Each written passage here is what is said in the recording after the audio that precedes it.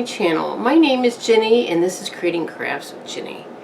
And I've been on YouTube now for, in August will be 2 years. So a good year and a half, maybe a little longer. And I have a bunch of videos out there, and I hope that and I will link some of them up here, some of my favorites.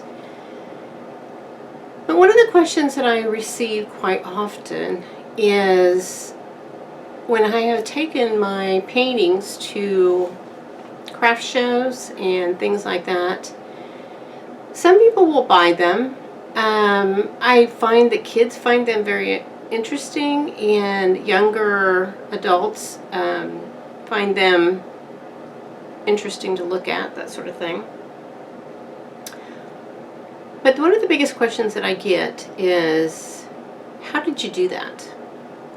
So I thought I would kind of steer my channel in kind of a little bit different direction in regards to how to do something, or how to do these paintings.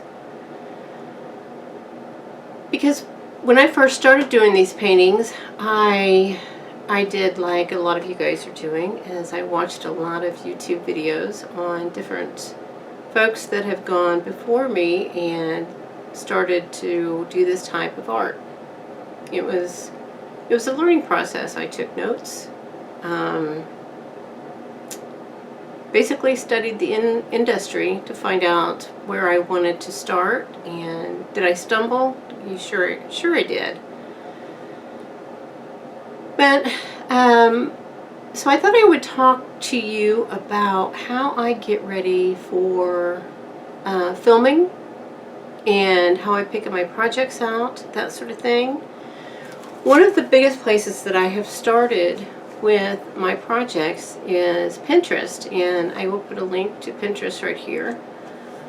And you can go right into my Pinterest link and look at some of the things that I have saved out there for you guys to look at.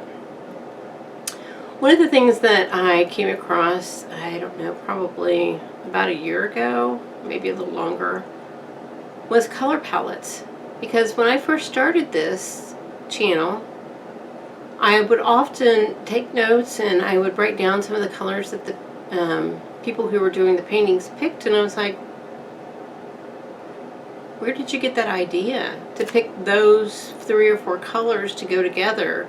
And why did you pick those colors? Now, I would say probably some of them have been doing it long enough that they can randomly look at their colors that they currently have in their paint section of their craft area and say, okay, if I pick these 3 or 4 colors together, they should go well together.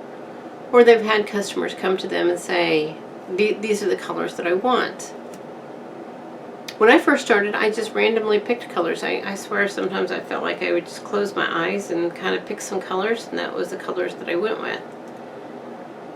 Was I pleased with what came out? I was sometimes pleased with my paintings, yes. So, but today, and something else that I do is I have a planning guide.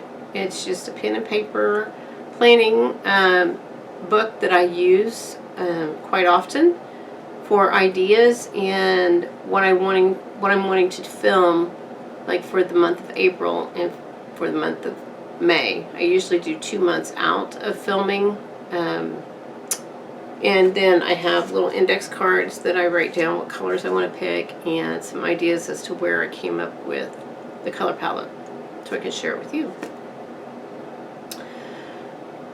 So today I have been for quite some time recycling paint, and I use these big containers to recycle the paint. And I did a very beautiful green picture, which I will put up here and show that to you, that I absolutely loved. Basically what I did was I took 4 different shades of a particular color, and this color was green, and put those together on a canvas and to do different shades of one color. And I probably will do some more of those throughout the month. I enjoyed it, and it was a lot of fun. And then I picked a color. On the green one, I picked white as my other color to go with green, but I could have picked any color that I wanted to pick, just to have that one color to kind of go between each color as I poured them.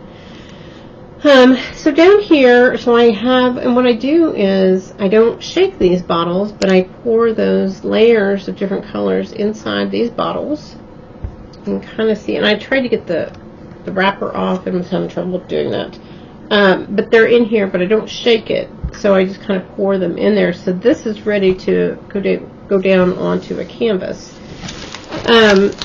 I always keep stick pins nearby, and a lot of painters will paint the back of the edges of their canvas. I don't. I think that just shows character.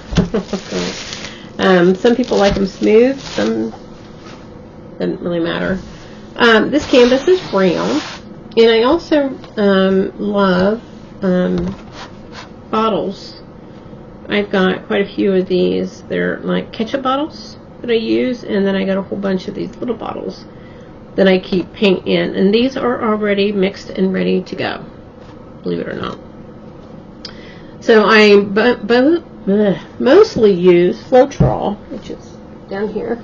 It looks like this. It's not the one that comes in the tin can. You don't want that one.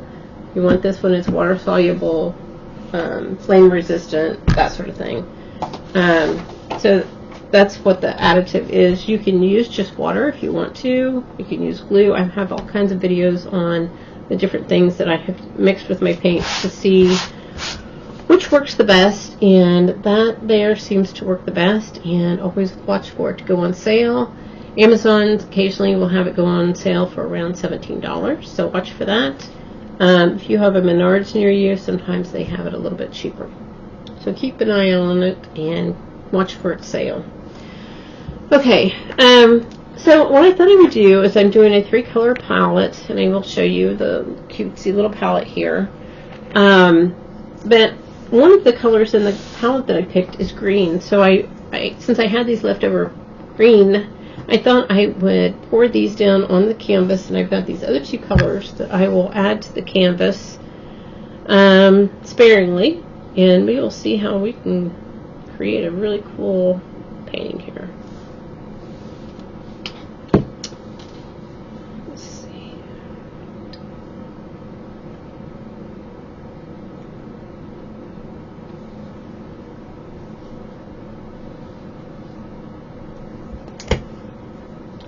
The cool thing about the bottles is, I don't know if you guys are familiar with fracture art, which is done by a computer.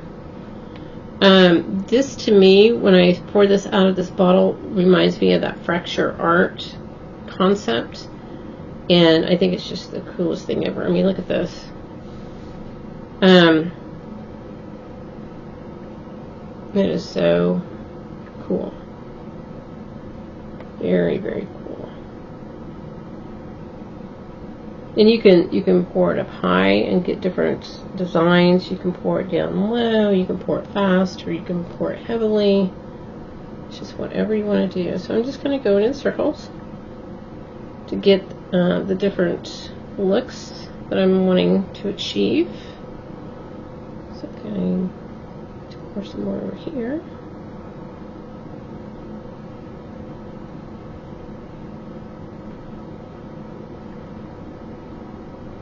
Alright, so some of these open areas that you see that I've left, I'm going to put the pink.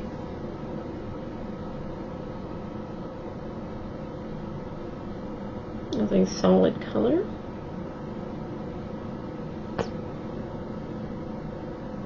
And I have yellow. So a lot of people ask me, oh my gosh, you're so creative. Well, I suppose I am. I like to solve problems. So usually when I look at, oh look how cool that is.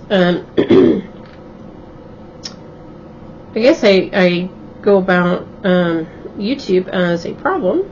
Problem is I need to get videos out there, and then I start planning and figuring out what it is that I want to do with my videos. This is going to look really cool.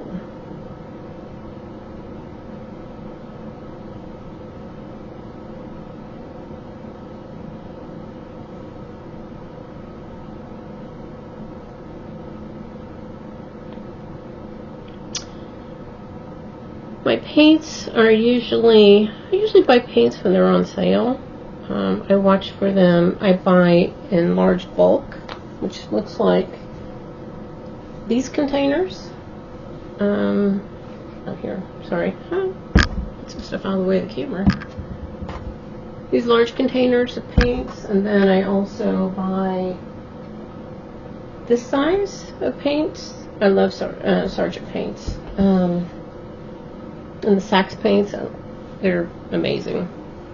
Very easy to use, very forgiving paints. Easy cleanup, like off your skin and stuff like that. There's hardly any smell. Almost out of yellow. Hardly any smell whatsoever, which is nice because I do paint my house. I don't know if you can hear in the background, but I do have an air purifier in here. Actually, I have two. Just because of the simple fact I am pouring inside my house. I'm just kind of going along the edges here to kind of cover up some of the, I'll let it run down the edges. Now I can pick this painting up and move it around if I want to, but I don't think that I will. I think I'm going to leave it as it is. I see a big bubble and here we go. The fire that I use are these little torches. I've got a big torch and the thing scares the holy heck out of me. It's just too much flame. You can use a heat gun and those work just as well. This looks cool. It does. Let's see if I can do some of this here.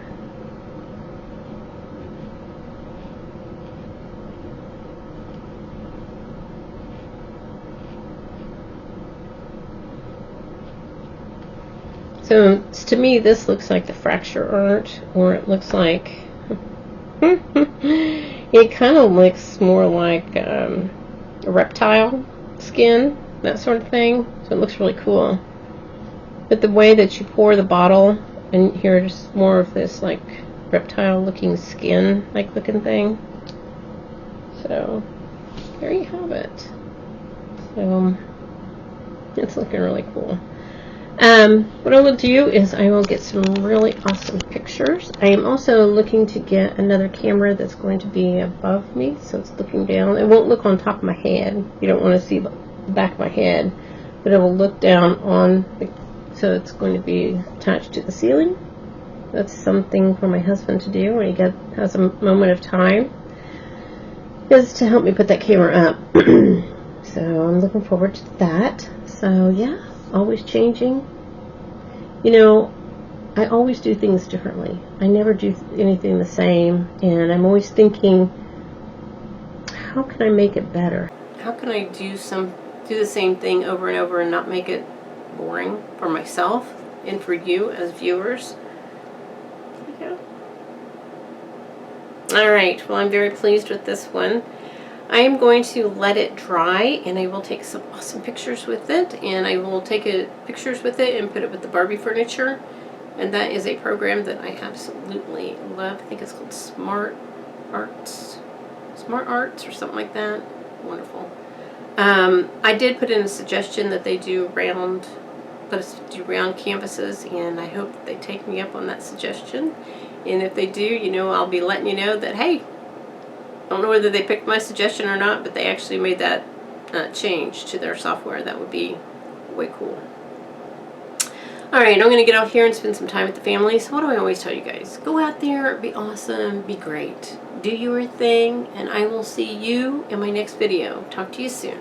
Bye.